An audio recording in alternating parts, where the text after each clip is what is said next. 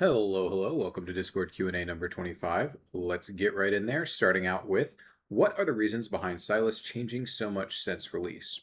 So there's two different ways I can talk through this. I'll get to the first one first, since it's just faster. Is like, well, we shipped him, and there were things that we didn't like about the way that he actually played out, right? Like, as an example, the way that he was at the time completely dominant in pro play and completely dominant in like higher skill, like solo queue as well, where he was very, very high ban rate, very high pick rate. Like, basically, if he wasn't picked, he would be banned, or sorry, if he wasn't banned, he would be picked. That way makes way more sense. And he would be warp a lot of the game around him, and actually he's particularly sharp in this way because when Sylas is a champion that is particularly high priority for a segment of players, that like because of the way he interacts with certain ultimates, right? Like say Unstoppable Force as an example, uh, that actually warps the way that people pick and ban in ways that we felt at the time were probably too sharp, which is one of the reasons I think that contributed to us raising the cooldown on his ultimate, a good amount from where he released at. Right, when he released, his ultimate cooldown used to get, I want to say it was 85 to 15 when we shipped him. It was much lower, and the lockout on individual ultimates was also a lot lower, which made him really, really, really sharp in ways that we found didn't manifest the way that we expected or wanted them to on live, partially because of how powerful he was. And so it's like, well, when a champion is dominating a particular segment of play in a way that we think is unhealthy, we're just generally going to change them. And I think the second, sort of general way that I look at Sylas and like why we changed a lot of the things has to just do with risk versus reward, right? We felt that a lot of the things that Sylas did were inappropriately rewarding for how little risk he was taking, right? I think there's two really good examples of this in particular, both having to do with his E. I think the E1 shield and the EQ, the EQ combo, where the E shield, uh, we can give Sylas durability in a lot of different ways, right? We could give him a lot of health per level. We can make his W really powerful with the healing. We can make his W a lower cooldown, right? Like if we want Sylas to be tanky, we have lots of different ways of doing that.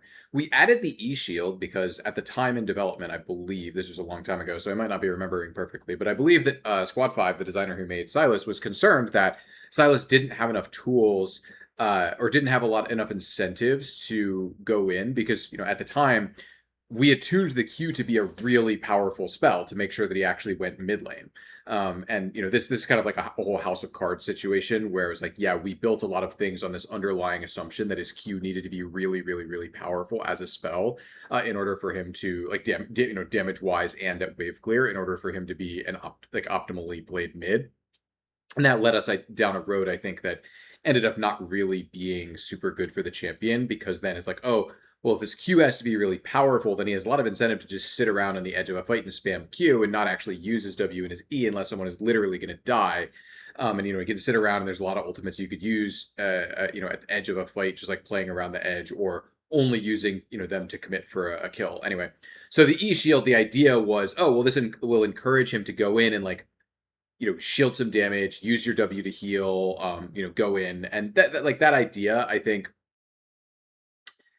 it was logical at the time, but I think wasn't really representative of how the actual gameplay played out. The shield just kind of ended up being this really, really, really effective way for Sylas to mitigate any punishment. And because it didn't rely upon him actually even getting close to people at all, it gave him a lot of agency and an enormous amount of control over any trade that he was getting into in lane, because of the shield, even when it was a magic shield, which it was, I don't know, I don't remember how long that was. It was a brief time period where it was a magic shield, but it just gave him so much agency and so much control over every single interaction with other champions in lane, because he had this additional tool that didn't require him to even be close to someone in order to be durable, right? And so what we ended up doing with that in total was removing the shield and then giving him some of that power back split in his health per level and in his W healing throughput, right? And what I mean by throughput is, I don't actually know off the top of my head the raw healing numbers on the W, but the W cooldown is a lot lower today than it was when Sylas shipped. And the reason why that is Sylas is supposed to be a fighter, not an assassin. It's okay if he has some assassin-y builds that do some, burst damage, but he is supposed to have a lot of sustained output. And by giving him a lower W cooldown, we can make it so that the dream scenario on Sylas is not one-shotting someone with no counterplay and not taking any damage because you have a shield, but instead is, well, you get your second W and that lets you live and deal a lot of damage and, potentially, continue fighting, and maybe the second W can get you to the third W, etc., like by lowering that cooldown a lot. And that is we found that we believe that to be a much better risk versus reward profile for him, where the shield version, where a lot of his durability is in the shield, takes away a lot of the risk that he's taking. Like, as an example, when he ease forward to fish for an E2 on you, you can't walk towards Sylas because that means that you'll get hit by the E2, right? So you can only dodge perpendicular or potentially backwards if you're at the edge of the range. But that makes it very hard to trade back much damage on him. And that meant that in a lot of mage cases especially, but even against some other melees and stuff like that, the shield meant that it was just impossible to trade against Sylas that was trying to like E2 you. And so there was no good response for you, right? Whereas having no shield and then having that power be in his health per level, which requires him to just like get more XP, and in his W healing cooldown means that there's some actual gameplay and some counterplay there around like, well, can you disengage before his second W? Is there a way you can dissuade him from going into melee range or staying in melee range, right? Can you get to your tower, etc., right? Like there's all sorts of, I think, actual methods of counterplay to the W just having a low cooldown comparatively to the shield, which just meant that Sylas had all the agency in a lot of these trading situations. I think a similar case is with the E2 Q combo. You used to be able to cast your Q while you were dashing with the the E2 that with the stun. And what that meant was that basically when especially when combined with the shield, but even regardless of the shield pattern, what that meant is that if you ever hit your E2, that guaranteed that you hit your Q and guaranteed that you hit the Q explosion as well, which is really dangerous for a champion like Sylas to have, right? It's totally okay for champions to have combos that like guarantee parts of their damage. That like there's a lot of champions that do that. But Sylas in particular, the Q explosion is supposed to be a source of variance on his kit and a reward for him for taking ultimates that don't do the most damage, but instead have CC, right? Because otherwise, like with his pattern, especially given how a lot of his damage can be applied, in a pretty quick combo where like his Q, W, and E all can be like, if you hit your E2, can all be executed very quickly on a single target. So that's part of what gives him some of the assassin-like patterns that he has when he builds more damage. And so there's a lot of incentive for him to just take the ult that does the most damage. And one of the ways that we wanted to encourage him to take ultimates that actually have CC and may not necessarily have the most damage. And obviously there are going to be some ultimates that just get both, right? Like Unstoppable Force, for example, but or Curse the Sad Mummy or whatever. The idea was, hey, in the average case, the ultimate that has the best CC probably won't also be the ultimate with the best damage. That will sometimes be true, but this is actually a payout for taking CC, and that means you can guarantee your Q explosion if you really want to, or lock someone in place, like make sure you get all your passives off or whatever, right? And part of what it meant with when he could combo his Q with his E2 dash was that there was no gameplay whatsoever on the Q explosion, and we couldn't actually let the Q explosion be powerful because in the hands of an optimized player, that just meant that you would fish with your E until you hit one. And the cost of doing so was very low, right? It's like, oh, they can't move towards you when you E2 them because they'll get stunned again. It was like what I was talking about earlier. And so it's hard for them to counterplay that by like moving to the side or moving backwards or moving, diagonally away from your E2 or whatever. And so the situations where it hits, Sylas just gets to land everything and just kind of like free wins the trade. And in the situation where it misses, Sylas doesn't even have to cast his Q, right? This is kind of the same thing that happens with one of the same things with risk versus reward that we got into with like Galio W, where it's like, well, one of the reasons why we decided to remove Galio W plus Flash is that the risk versus reward for the Galio is completely lopsided in Galio's favor. This is a basic ability, doesn't cost that much mana, not that important to Galio to have it up. It's not even that long of a cooldown. He can just press his W, and if you're in range of the W flash, you kind of have to assume that he can do it, right? But he's not taking any risk by doing that. Like, he's not incurring any risk there. And so I think like one of the main reasons why we felt it was appropriate to remove that was there's no cost, or the cost being incurred by Galio is very low. Just like the cost being incurred by Sylas for like just going E2 in lane and just seeing if it lands is very low. And then the payout became very, very high because he could just land his Q, both parts of his Q for free. Um, and that's kind of like, this is an, sort of, I guess, related thing. But like some people ask, like, oh, why is Nico allowed to flash in her R, but Galio isn't allowed to flash in his W? It's like, well, on Nico, that's an ultimate. You're committing an ultimate level cooldown for that effect, right? And that is a really big difference. You also have to consider like the risk versus reward on the rest of the kit and like the rest of the kit structure, right? It's like there are some parts of some kits we are willing to accept or we believe it's correct for them to be high risk versus reward or low risk versus the reward that you're getting, right? As an example, a lot of our artillery mages have a lot of have spells that have pretty high upside if they hit, but they're pretty low risk to use, right? Like this is like a Ziggs Q or like a Zerath Q or whatever, right? Like a Lux Q, Lux E, right? A lot of these artillery mage spells get to have really high payouts for hitting, even though they're not very risky to use. Partially because those champions incur risk constantly by being really squishy range characters that don't have good defensive tools, right? And even though like Ziggs W is a good, is an okay defensive tool in some cases, him using that, offensively is being. Oh, okay, I'm probably spiraling off into a whole thing we don't need to get into. But anyway, I think the biggest thing with Sylas in particular is the risk versus reward profile on him. We felt was really far off, and the ways in which he won and the ways in which he had agency in trades we felt were pretty inappropriate for the champion, where he just had everything, right? Like he had all the tools. Something I've been talking about in some of these Q&As and also on my stream recently is like, if you think about it as a card game, Sylas has a lot of tools. He has a lot of cards to play. And when you have lots and lots and lots of options, generally speaking, that means that your options don't get to be as powerful. And so some of the things that we changed were aimed to make, hey, your E2 hitting currently guarantees your Q, which makes it a really powerful tool. We can make this a less powerful tool and still leave it as a tool in your toolbox. It's still a card that, it's still a thing that you can do. It's still a tool you have access to, but we've made this tool a little bit less powerful in combination with this other tool that you have. And in that way, we've maintained the fact that Sylas is still a somewhat toolboxy character, which is by design, right? He's supposed to be able to work with a lot of different ultimates and get a lot of different things done, depending upon what ultimate he steals. Obviously, we know that there's going to be ultimates that are better than others, right? Think of things like Malphite ult, Shyvana ult, Amumu ult, right? Like, the list goes on and on.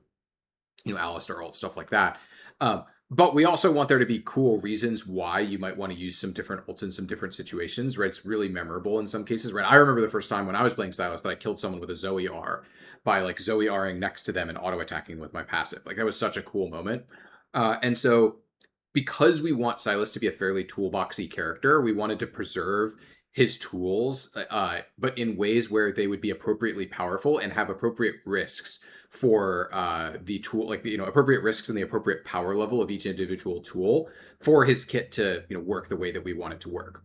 And so that's kind of my general my general thought process around this. Of course, kind of going back to my original points, like how many changes would we have made if Sylas didn't end up being a problem for like pro play and high skilled play? Probably fewer, right? Like we might have ended up doing a lot of the numbers changes, but some of the mechanics changes maybe we wouldn't have considered to be as critical if he had not proven to be such a problem. And some of this is just kind of going to showcase like, look, a champion might be shaped incorrectly, but until it shows up as a problem for some reason, if the champion is working for their audience, we're probably not going to significantly change them, right? Good examples of this are like champions that have sat around as, hey, this thing probably isn't ideal, but we're going to leave it that way. I think going back many years, like Garen used to be like this, right? Long before he even got like the villain mechanic, for example. I think a lot of people looked at Garen and said, hey, look, this champion is doing his job as a champion for new players. And well, it kind of sucks that he doesn't really work for the higher skill players, that he's just kind of non-functional there, like in higher MMRs. And so if you get good, if you get out of bronze by playing Garen, and you continue getting better and better, you'll eventually get to a point where you really need to stop playing Garen in order to succeed. And that sucks. And so eventually we came around to believing like, hey, maybe it might be nice if Garen was a bit more viable for like players of all skill levels, so that climbing out of the out of lower MMRs by playing a given champion doesn't punish you for playing that specific champion. And so that's kind of like a lot of, I guess, a lot of sort of disparate parts of the sort of design philosophy I think we have around champion work. But hopefully that was helpful. Hopefully. I was wondering how it's decided what a champion is going to look like, and if it's gameplay that leads to things like weapon and size selection, or if you start out with more so a concept of the champion, like making a tiny rabbit wizard, then making a fitting kit for that. So, the answer to this is it depends. I'm going to keep my answer less in detail on this one because I'm not a champion designer. This would be a question that would be better certainly for someone like August or Yellow, if you can find one of them streaming at some point, or find one of them somewhere. Yellow, I've heard, is in some discords. You could maybe ask him this kind of question, and he'd probably have a better answer for you. But in general, the way that champion design is done at Riot is we have what's called the DNA pod, which is design, narrative, and art. Right, DNA. And so the three people get together in a room, or I guess these days it's more of a virtual room probably. But these three disciplines essentially get together, and they are generally from product given a direction that we want to go for a specific champion, right? Using Yunara as an example, we made a bunch of weirdo 80 carries, and we hadn't made an 80 carry in a while. And so product said, hey, we want to make a pretty normal attacker 80 carry that's mostly just about the fundamentals, about attacking people and just killing people with attacks, and about just very, very basic, very about the fundamentals, because that's just something we haven't done in a while. And so I don't know what the process was that eventually led to the concept of this sort of shrine maiden-y, trapped in time character who from the past, which ended up being Yunara. But there's some they go the DNA pod gets together with a general direction of what do we want to do, which might sometimes have more impact on one part of the DNA over another, right? In this case, the Yunara case that I'm talking about, that's a lot more direction on the gameplay side of things and very little on the narrative or art portions, right? Conversely, we have a champion like Ambessa, where we have a very heavy this champion is Ambessa, and so narrative and art are pretty tied up of this is what the character is, and then design, game design has to figure out okay, what does playing Ambessa look like, right? This is Ambessa from Arcane. We know what she looks like. We know who she is, and my understanding is that we were working on Ambessa long before Arcane season 2 was finished, but I believe Yellow was shown a bunch of the plans of how Ambessa was going to be shown to fight, and so he was deriving some inspiration from that, and so he iterated through a bunch of different kits, and hey, we believe this one is best representative of Ambessa and also has the gameplay, the kind of gameplay that we're looking for, right? And so the answer to this ultimately, I think, is it depends on the champion, right? There's different types of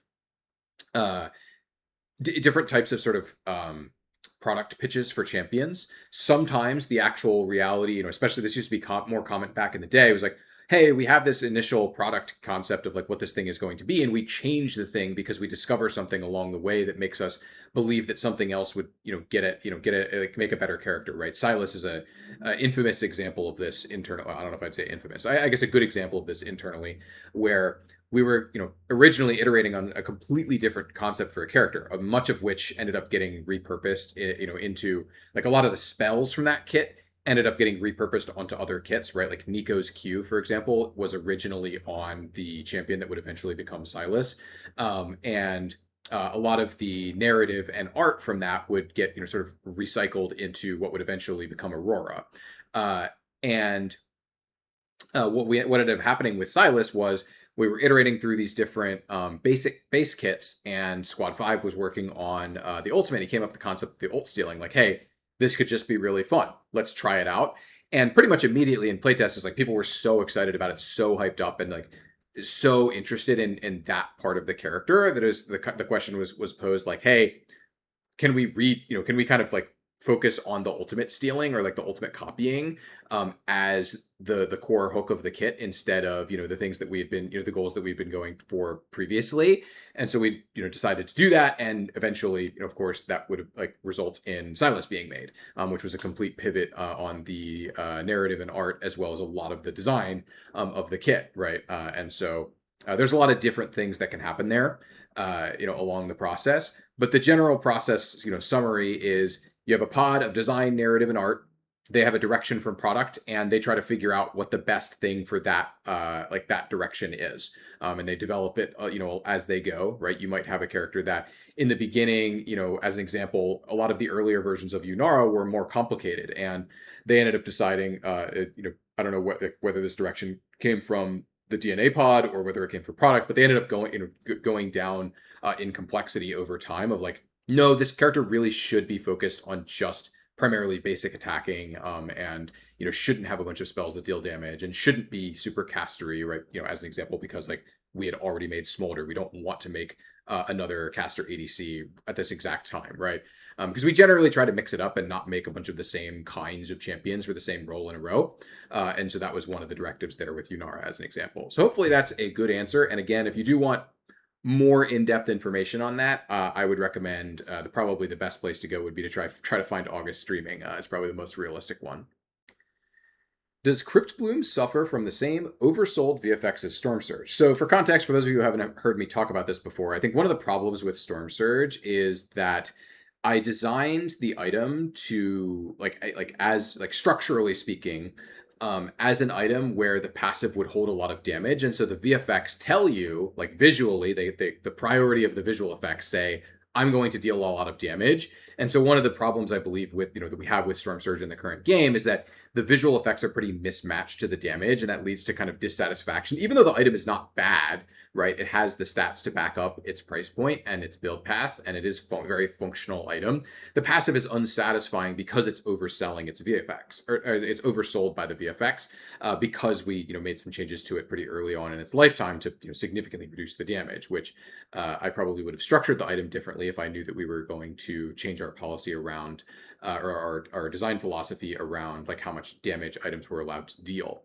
But as for the question on Cryptbloom, I think the answer is no, right? I don't think that Cryptbloom actually suffers this problem. For one, because Cryptbloom's power actually lives up to the hype, right? Like Cryptbloom actually does have a lot of power in that healing in that moment. It's not really much of the power budget of the item because it requires you to already get a takedown.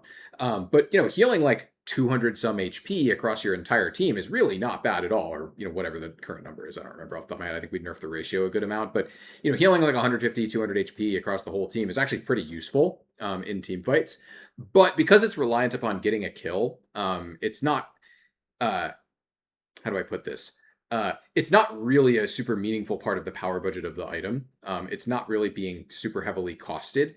Instead, the power budget of the item is in the stat line, right? It's giving you a lot of haste, which is really powerful, right? Especially when the amount of magic pen you're trading off and the AP that you're trading off is not that large. You're trading off a little bit of AP and a little bit of magic pen. And granted, the percent pen is a lot of value lost, right? Like each point of percent penetration is quite powerful. And so losing 10% penetration going Cryptbloom is a real trade-off there.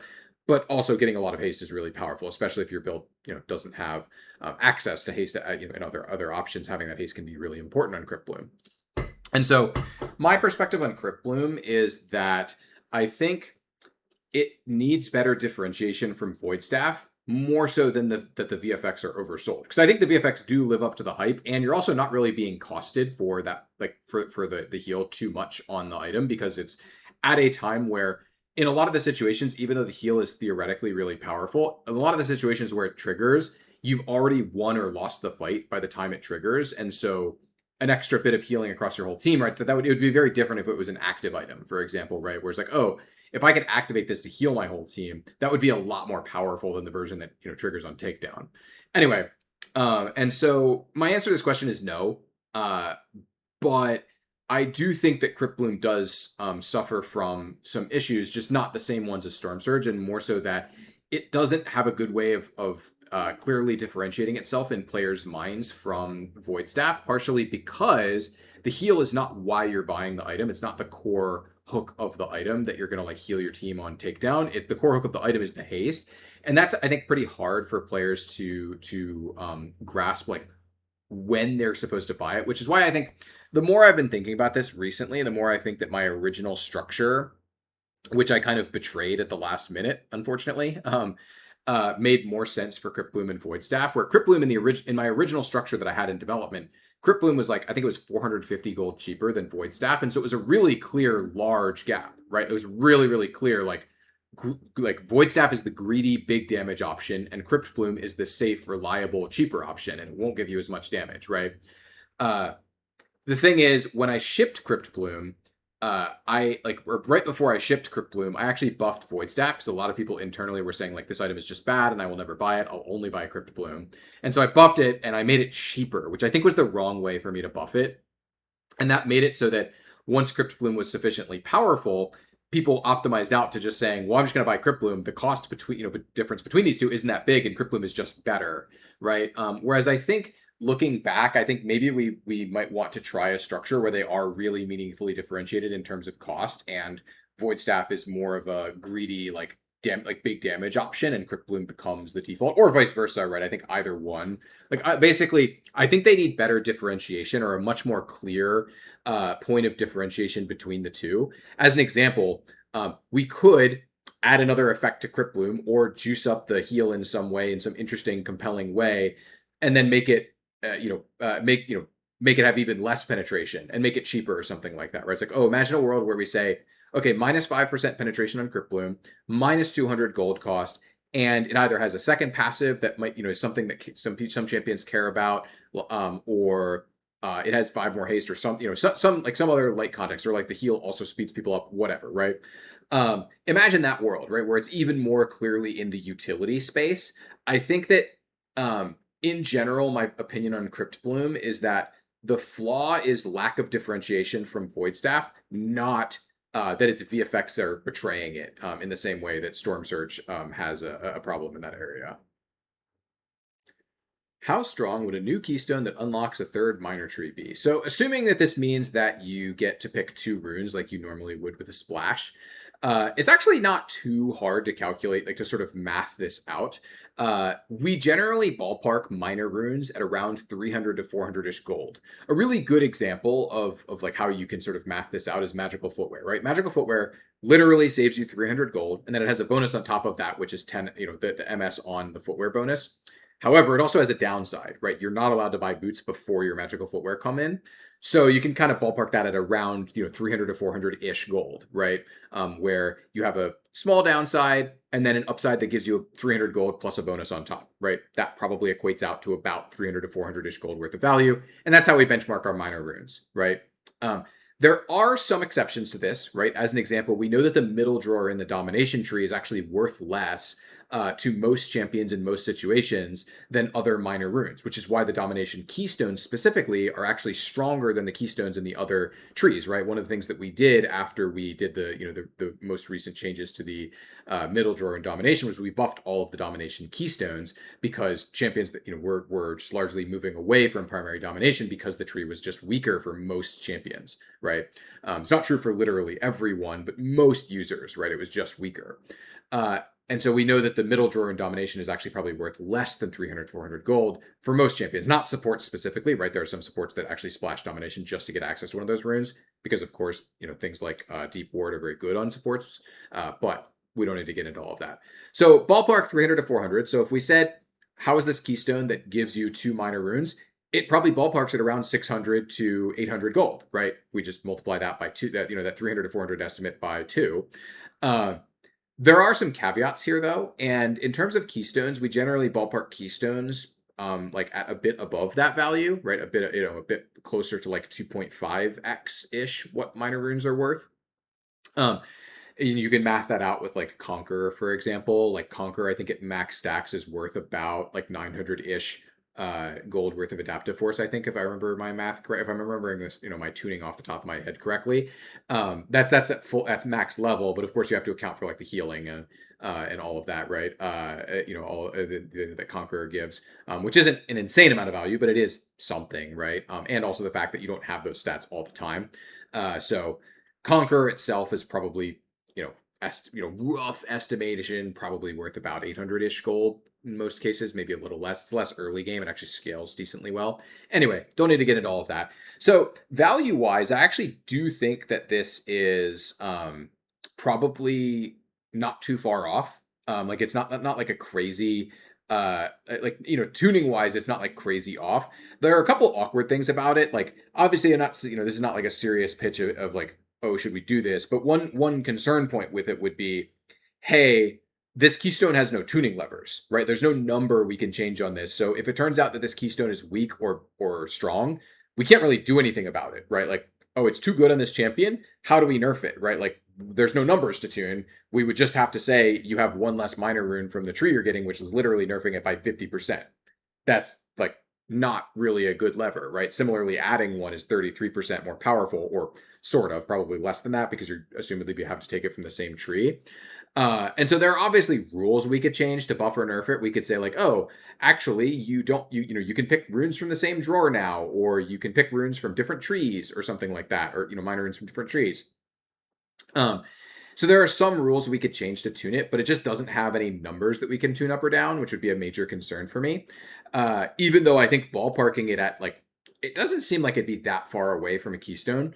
Keystone's worth of power. And there'd probably be some champions that would like that, this as a concept. It would be so not tunable that I would be pretty concerned with doing something in this space. Like without a number that you could tune. Like as an example, if we said get 2 minor runes with X% effect, which we'd have to actually build a bunch of stuff out to even be able to do that. But if we did, that would alleviate a lot of my concerns, because then we could say, hey, it actually doesn't matter how powerful this is. If it's too good, we just start giving you the minor runes with like 80% effect or whatever. And if it's not good enough, we give them to you with 120% effect, or whatever the right number is, which is pretty cool. But that's sort of my estimation of sort of like the general power level. Is it's probably not that far off, but there would probably be like some outlier users. Like there are some there's some minor rune combinations that are pretty good, and that are hard to access for some champions because they need to take a specific set of primary runes or whatever, right? Like there's some of them, not all the minor runes are created equal as well, right? Like as an example, the ones in the resolve tree are a little bit stronger generally than the ones in the other trees, and that's why the resolve keystones are a little bit weaker generally speaking, because the resolve minor runes are so good, which is part of why splashing resolve is pretty popular, when you can get away with it. Anyway, don't need to get into all of that, but yeah. How strong would a new keystone that unlocks the third minor tree be? To answer the question directly, I think actually not that far away from a keystone. My guess is that for most champions, it's probably slightly under the power of a keystone, but there'll probably be some outlier cases. I don't know how many of them, where it would be pretty clearly significantly better, especially some champions that don't have a super synergistic keystone. One thing you have to consider with these really generic keystones that get pitched is that there are some champions that just don't have super high synergy with any given keystone that's in the game, like Gangplank, for example. And so anything that gives them access to something that clearly has that gives them a lot of choice and freedom is going to be a lot more powerful for them, most likely, like disproportionately powerful for some of the sort of like more disenfranchised users, which isn't a problem. It's just like worth thinking about, of like, oh, actually the best users might not be champions that have crazy minor rune synergies, but more so champions that just don't have a particularly compelling keystone. Runeterra Regions mode, and they were talking about getting bonuses for stacking champs of the same region.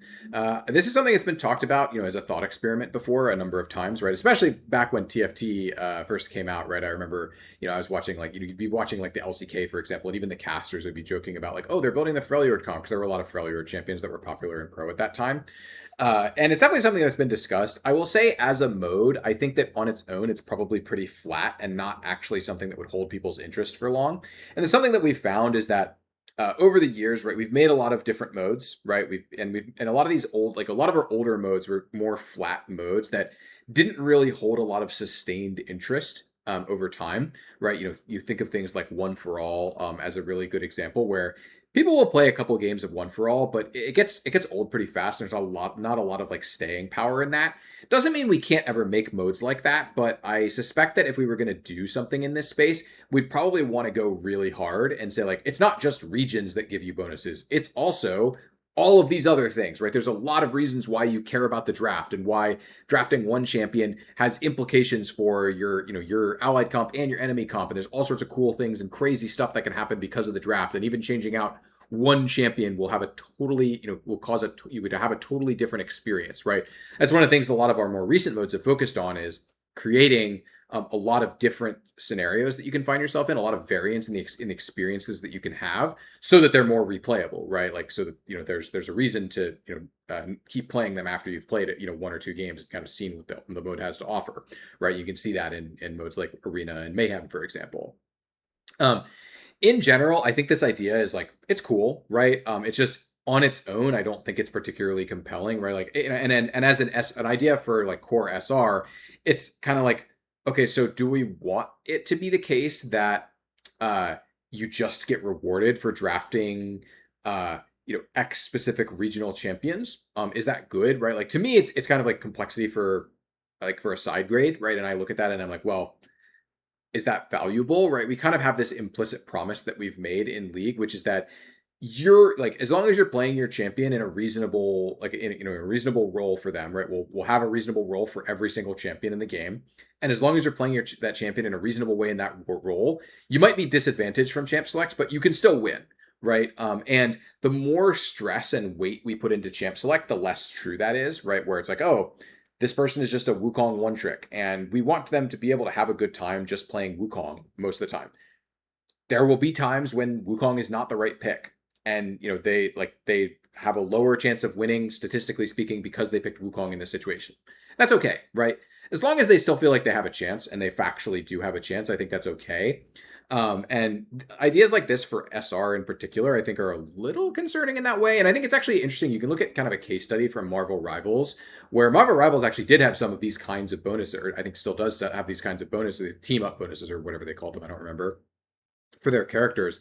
And that led to, in more optimized play, situations like, oh, you would only ever play this character with this team up bonus. And some of that has to do with the balancing process for their game, right? I'm not saying that things would necessarily manifest in exactly the same way, but I think it's a really interesting case study of like, yeah, it pretty led to the concern that a lot of people have with those kinds of systems of, yeah, this means that this character has to be tuned around this thing, and then therefore they're only picked in this situation when they already when you already have this bonus active, or when you're already playing this other character for another reason, or you're only playing this specific comp, which I don't think is super desirable. But as a mode in particular, I think if we wanted to like crank this up to 11 and like turn it all the way up and say like, oh, it's not just regions, it's also I don't know, based on like elemental types, right? Like, I don't know what that really means. Like, oh, all the Failure champions have ice or whatever, right? Or, something along those lines. And there's set bonuses for different elements. And also it's based on, I don't know, like other, I'm really struggling to think of any like particular qualities we could give our characters. It's based on, hey, actually drafting a comp of 5 champions with like ranged weapons. Okay, that's like a terrible one. Because that just means that they're all ranged. Like what's let me like actually I'm trying to think of an actually like good example. How many feet people have, right? It's like, oh, we drafted an all 2-foot comp, or we drafted an all 4-foot comp or something.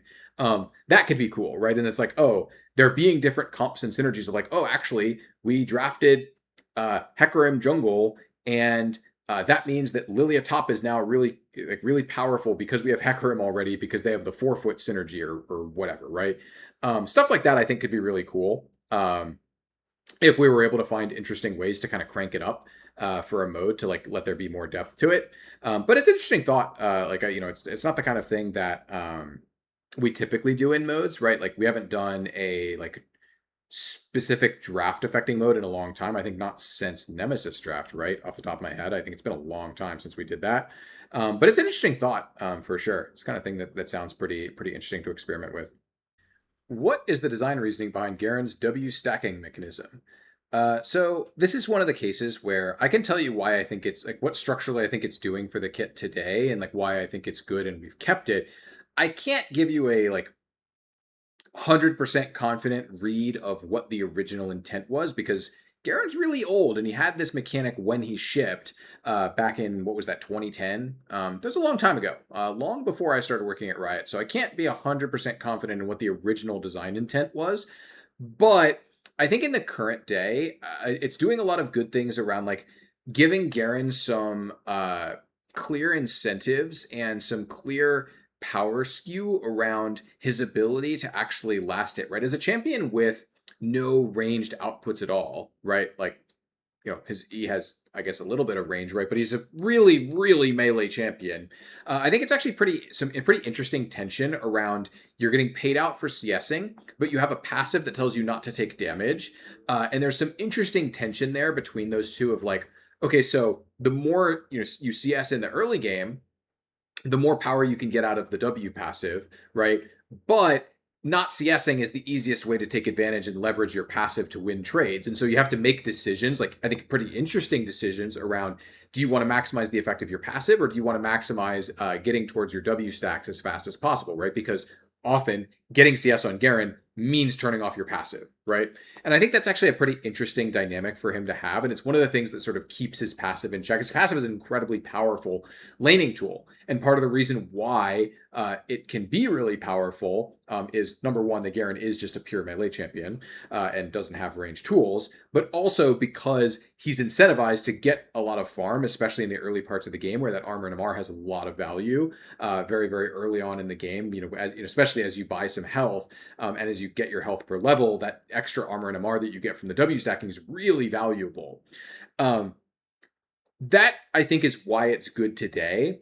Original design intent wise, I suspect that they probably were hoping to get this as a way of sort of teaching new players about last hitting, right? Like you have to consider that Garen was made in a time when the MOBA genre was much less well understood. And so having, some of our like the OG champions have, I think, some nice nods to, hey, this is a thing that you're already supposed to be doing. You should do it a bit more. Or like, hey, have you considered there's a champion that focuses on this, aspect of regular gameplay that you probably would know if you had played hundreds or thousands of hours of MOBAs, but it was expected that a lot of players didn't understand those things back then. And so Garen, who was supposed to be a simple champion, who was going to be really good for newer players, having a mechanic that teaches you about last hitting or like rewards you for last hitting makes a lot of sense from that perspective of, oh, we're going to pay someone out for something that they're already going to do. Cool, right? Like that makes a lot of sense to do. And so my perspective on that is basically, yeah, I think the original purpose around like teaching players to emphasize last hitting, did that work out or not? Not really clear, but I think it still generally does good things for creating some interplay on the kid and like some counterbalances, some counterweight to his passive in ways that allow us to make the passive pretty satisfying and powerful and create some interesting decision points for the Garen player. I think are all like positives that I do have for the mechanic. And so that's kind of my current read on the situation. Is it worthwhile to standardize Spirit Visage and Heal and Shield power, then make Visage give Heal and Shield power? So I think there's one main reason why I don't think this is something that would be like really compelling at all, which is that Visage not being Heal and Shield power, because it only affects yourself, like incoming healing and shielding received, is a much less powerful stat than Heal and Shield power. Right. And so Spirit Visage can give a much higher number, which is way more compelling for the audience that we want for Spirit Visage, right? Like champions like Volibear or Mundo, who heal and or shield themselves a lot. We want Visage to be really good for them, really awesome for them, right? And so we want that number to be as high as we can reasonably make it on the item. And what we would have to do if that's heal and shield power is make the item worse for Mundo and Volibear in order to make up for the fact that the item is now going to be quite good on a number of enchanters in situations where they care about MR or care about health, right? As an example, it's like right now in the current game, we would not be able to just make Spirit Visage 30% heal and shield power. That would be a crazy good item on a bunch of enchanters. It would be a totally awesome item because it gives you all these defensive stats that make it so it's going to be really hard for you to die and also still multiplies your heals and shields. In fact, in many ways, better than some of the enchanter items that you might otherwise be buying, right? And so this is just a case where there's a pretty powerful mechanical difference between these two, which is that amplifying heals, outgoing heals and shields, is a lot more powerful than amplifying incoming heals and shields. And because of the difference in audience targets for Spirit Visage versus regular enchanter items, I want to be clear here. I wouldn't mind if enchanters could buy Spirit Visage if there was an appropriate trade-off on it. But what I'm acknowledging here is that the appropriate trade-off we'd have to make is that the number would need to be lower for it to be purchasable on them if it were heal and shield power. And because that would do harm to the primary audience that we want to be able to buy Spirit Visage, which is tanks that want to heal and shield themselves or receive healing and shielding from other people more powerfully, I think that this is kind of just a doomed a doomed path. Basically, like I just don't think that it's something that is worthwhile to consider. And so, because of that, it's like, no, I don't think it's worthwhile to standardize these. If we're getting value from a non-standardized system, which I don't even know if I would really consider this to be a non-standardized system, right? It's like, it's just, there's a difference between incoming and outgoing heals and shields, right? It's like, I think it's fine that we have different mechanics for those two things. And so there's a difference between them and a difference between their power levels. Therefore, and we have different audience targets for those two mechanics. And so therefore, it doesn't really make sense to give heal and shield power on Spirit Visage, I don't think, in our current system. Have there ever been any ideas for alternative uses for gold? Talking about like overcapping once you're full build. So a couple of things I'll say about this. Like, first thing first, yes, people have had lots of ideas of what we could do in this space. However, there's a couple of things I will note about this idea, like this space in general. Number one is, I think this is maybe the most critical thing, is we don't actually really want people to be able to continue getting more personally more powerful after they get to full build. I think it's actually pretty good for the structure of the game that once you hit full build, there's a lot of pressure on you to end the game while you still have an advantage, right? Assuming you're the first, one of the first people to hit full build, that there's some pressure and that there's some methods for your opponents to come back, even if they're thin, that, someone hitting full build doesn't just mean that they will retain a permanent advantage for the rest of the game on everyone else in the entire game, that everyone else can actually catch up, right? And there is some pressure for people that get a lot of gold and snowballed the early game to actually be able to end the game, right? You can actually see how this operates in like ARAM Mayhem, where there's stat shards that you can continue stacking. Like, yeah, a person who gets enormously fed in ARAM Mayhem is in some ways actually more likely to win, to be able to close out a game, because there's nothing that stops them from benefiting from extra gold, right? There's no point at which they stop getting stronger over time if they keep killing you. And so one of the things that actually helps break this up is augments, right? Like, they can just get bad augments in their later slots. Like someone who gets a really enormous advantage at like 2 augments, for example, and has, 12 kills in an ARAM Mayhem. First of all, kills are worth a little less gold, which helps mute this effect a little bit. But also, their augment rolls will determine a lot of like how their power manifests later on, and so they might not be optimal, and that helps defray this. But it still does cause problems around, hey, in Mayhem, and also to a lesser extent in Arena has like the sort of round structure that helps defray this. But in Mayhem, the person who gets really, really, really ahead in the early game, they're likely to stay really far ahead, and there's no real way of stopping them from continuing to get powerful, right? Because they're going to be able to translate their gold into further advantages. And generally, I think for SR, it's actually a positive that hitting full build is kind of a direct signal of, you need to end the game now. And I think it's also it's a good thing that this allows us to mess with build structure in ways that are interesting for like role quests, right? Saying, yeah, AD carries, you essentially get an extra slot, and so your cap is higher, right? In a world where there's a way to empower yourself with additional gold, the AD carry role quest reward doesn't really make sense, right? Like, it doesn't work anymore because everyone is always getting more powerful and like has a sort of unlimited slot effect. Now, there are pitches for overcap gold spending that are not empowering yourself, right? There are pitches that are like, oh, well, you can empower your towers or whatever, right? And there's all sorts of separate discussion on that. But the other thing that I guess the other tactic that other line of reasoning here is, let's suppose, ignore all the stuff that I just said. Let's suppose that we did believe that it would be good if people could have something to spend gold on after they hit full build.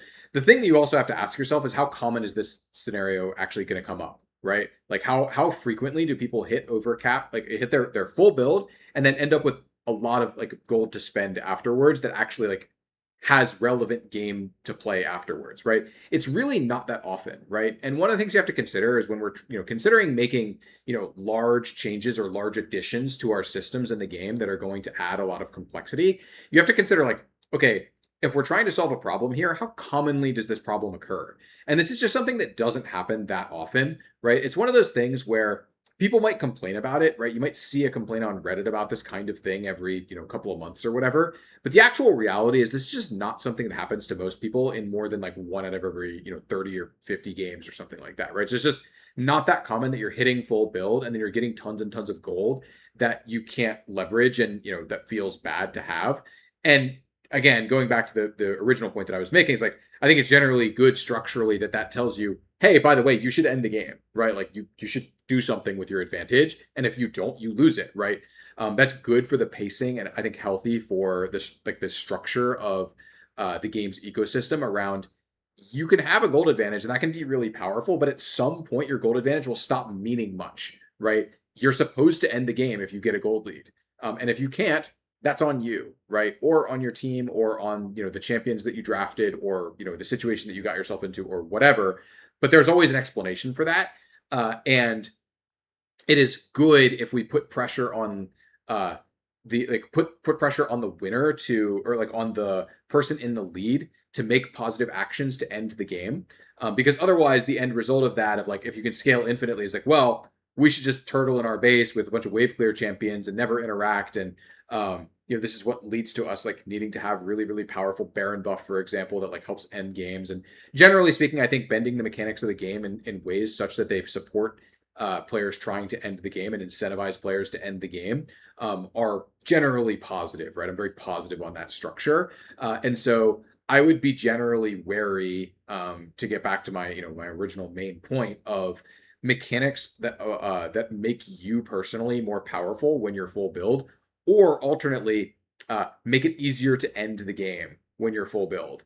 And so a lot of the other, ideas in that space that don't cross those two, like things like upgrading your towers, are generally just not going to be that interesting for most players. Most players are not going to be excited like, oh, I'm Zed and I hit 6 items and now I can spend 1,000 gold to make my towers shoot 10% faster or whatever. Is like not really going to be that interesting or that compelling for them.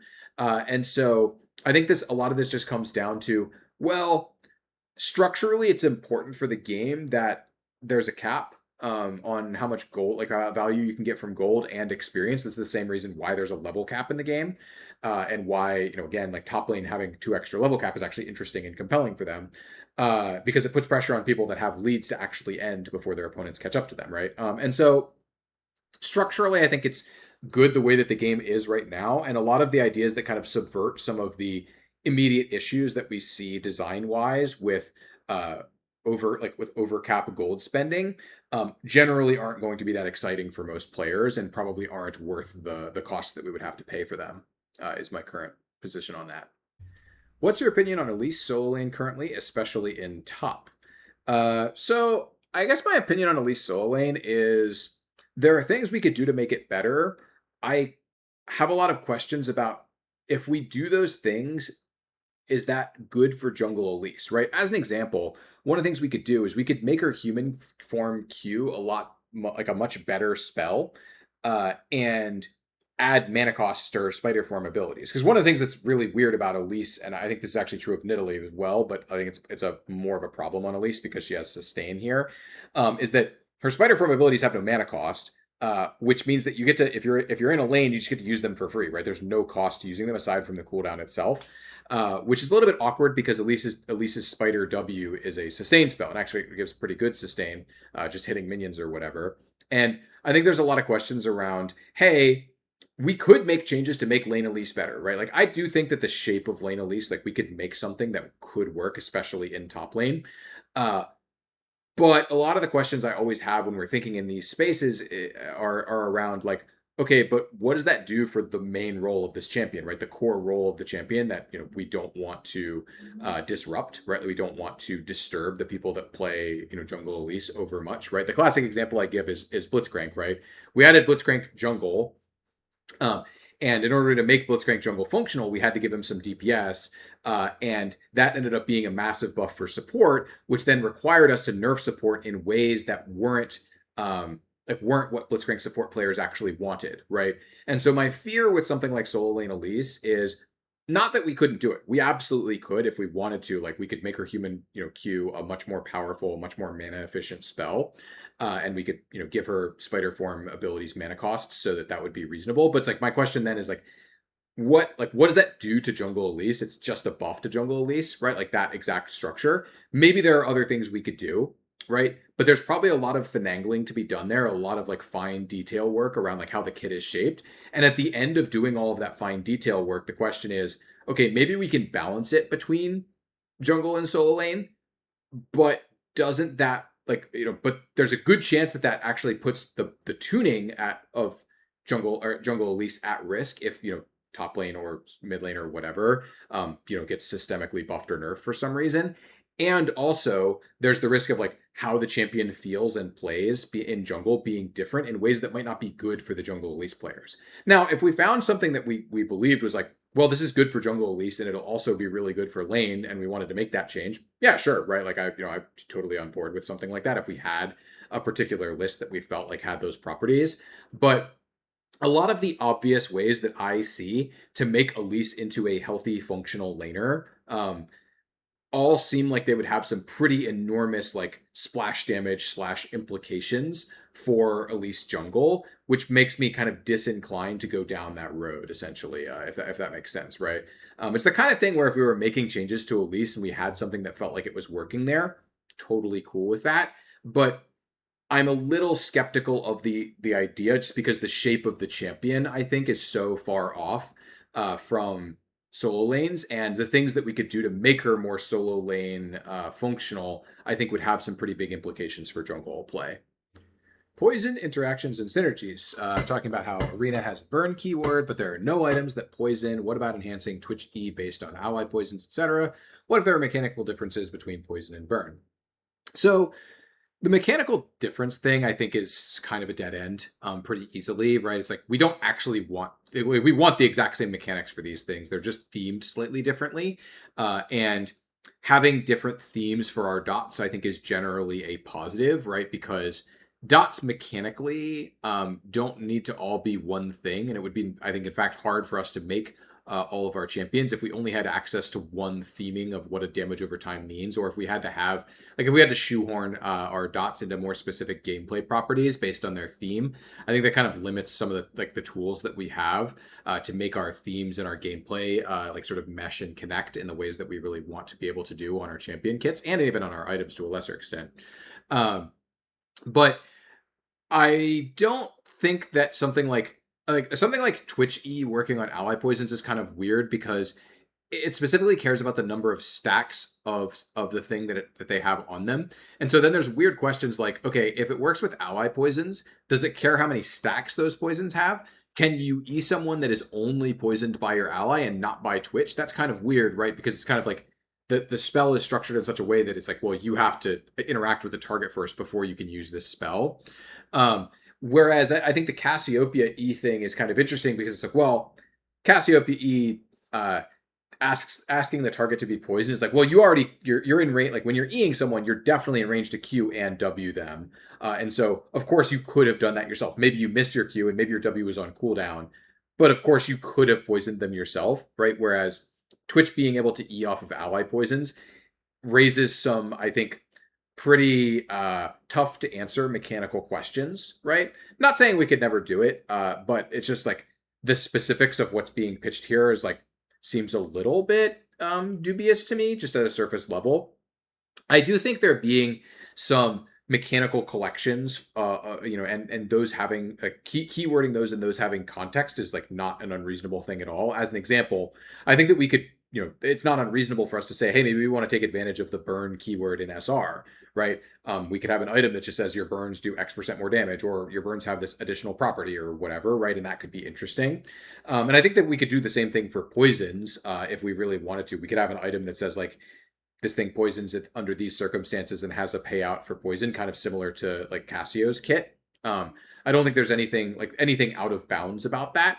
If we found the right place to do those kinds of things, I think that could be totally fine. But I do think that the mechanical difference part doesn't really feel like it's worth pursuing to me because of the whole line of reasoning being, hey, it's valuable. Like if you go back and look at, I think it's the previous Q&A, 24, it might be in 23, I don't recall. I talk about how I think it's actually pretty valuable for us to be able to tune like dot tick rates and like how exactly dots work differently per dot, because there's different ways that we want them to interact with different systems, or ways that we want them to be perceived by the player, etc. Right, and so there's value there, and I think that that's good that we have that fine control. And so pinning ourselves in to certain mechanics due to theme, I think is unlikely to pan out as long-term valuable.